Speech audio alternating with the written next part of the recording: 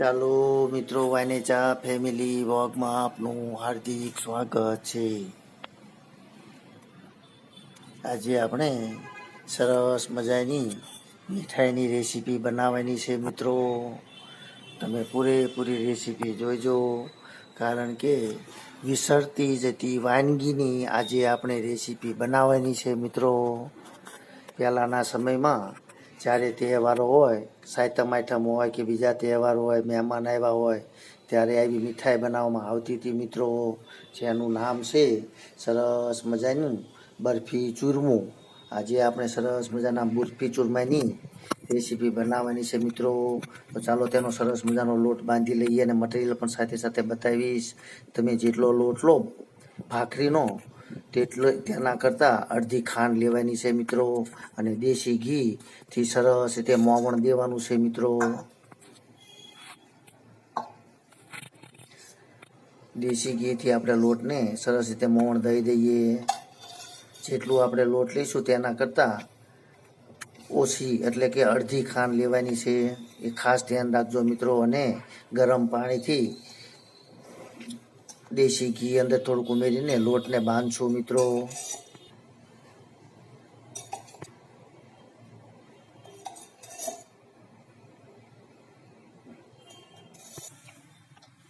આ રીતે સરસ મજાનો કઠણ લોટ બાંધીને હવે આપણે પીંડિયા પહેલાં કરશું મિત્રો, ત્યાર પછી તેને તળવાના છે. તો ચાલો સરસ મજાનો કઠણ લોટ બાંધીને તેના પીંડિયા બનાવશું પ્રથમ. ચાલો મિત્રો, તો આ રીતે આપણે સરસ મજાના પીંડિયા બનાવી લઈએ, ત્યાર પછી તેલમાં તળીશું મિત્રો.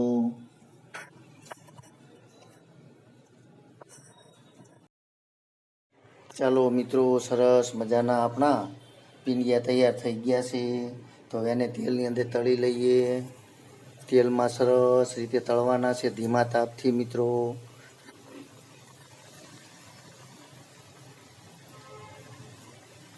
પહેલાંના સમયમાં જ્યારે મહેમાન પણ આવે ત્યારે પણ એવી સરસ મજાની મીઠાઈ બનાવવામાં આવતી હતી મિત્રો. તમે પણ એકવાર ચોક્કસથી આવું બરફી ચૂરમું એટલે કે એવી વિસરતી જતી વાનગી બનાવીને ખાજો મિત્રો, ખૂબ જ મજા આવશે. ચાલો મિત્રો, સરસ મજાના પીંડિયા આપણા તૈયાર થઈ ગયા છે તળાઈને. ત્યાર પછી આપણે થોડીક વાર સુધી એને ઠરવા દઈશું, અને ત્યાર પછી મિક્સરની અંદર આપણે તેને સરસ રીતે મિક્સરની અંદર તેને વાટી લઈશું મિત્રો. ચાલો મિત્રો, સરસ મજાના આપણા પીંડિયા તળાઈને તૈયાર થઈ ગયા છે. તેને આ રીતે ટુકડા કરીને થોડીક વાર સુધી ઠરવા દઈશું, અને ત્યાર પછી હવે મિક્સરની અંદર સરસ રીતે આપણે તેનો લોટ તૈયાર કરી લઈશું મિત્રો, એટલે કે દળી લઈશું.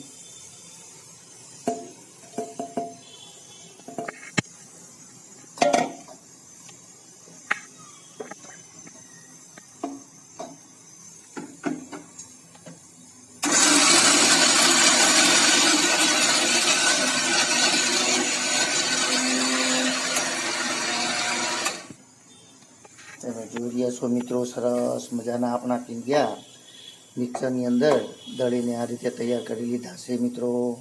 તો ચાલો હવે સરસ મજાની આપણે ચાસણી તૈયાર કરીને આપણું બરફી ચૂરમું બનાવવાની શરૂઆત કરશું મિત્રો. તમે પૂરેપૂરી રેસીપી જોઈજો મિત્રો.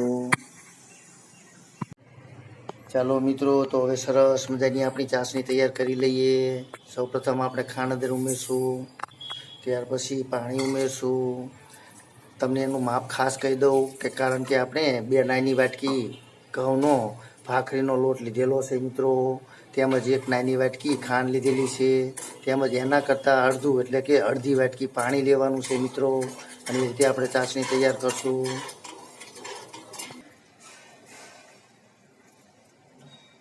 ચાલો મિત્રો, તમે જોઈ રહ્યા છો આપણે એક જ તારની ચાસણી તૈયાર કરવાની છે.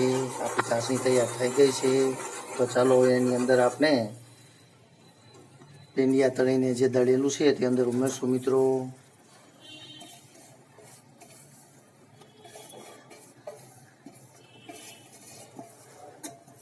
અને ગેસ એકદમ બંધ કરી દેવાનો છે મિત્રો હવે. અને ધીમે ધીમે બધું મિક્સ કરી લઈએ. ગેસ સાવ બંધ કરી દેવાનો.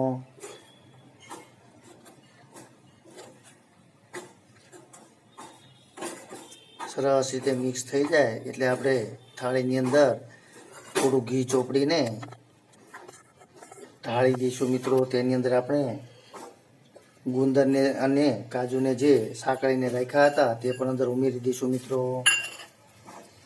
ગુંદર અને કાજુને 2 ચમચી દેશી ઘીની અંદર પહેલાં આપણે સાંકળી લીધા હતા મિત્રો, જે અંદર ઉમેરી દઈશું. કારણ કે ગુંદરનો સ્વાદ સરસ મજાનો આવતો હોય છે.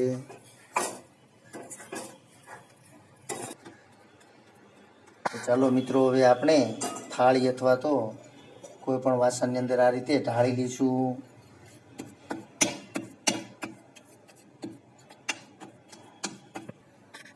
ચાલો મિત્રો, તો હવે આપણે જે સાંકળીને થોડા કાજુ રાખેલા છે તે પણ ઉપર ઉમેરી દઈએ અને હવે તેને 5 થી 10 મિનિટ કે કલાક સુધી ઠરવા દઈશું. ત્યાર પછી આપણે તેના ટુકડા કરશું, એટલે કે બટકા પાડશું મિત્રો, જે હું તમને બતાવીશ.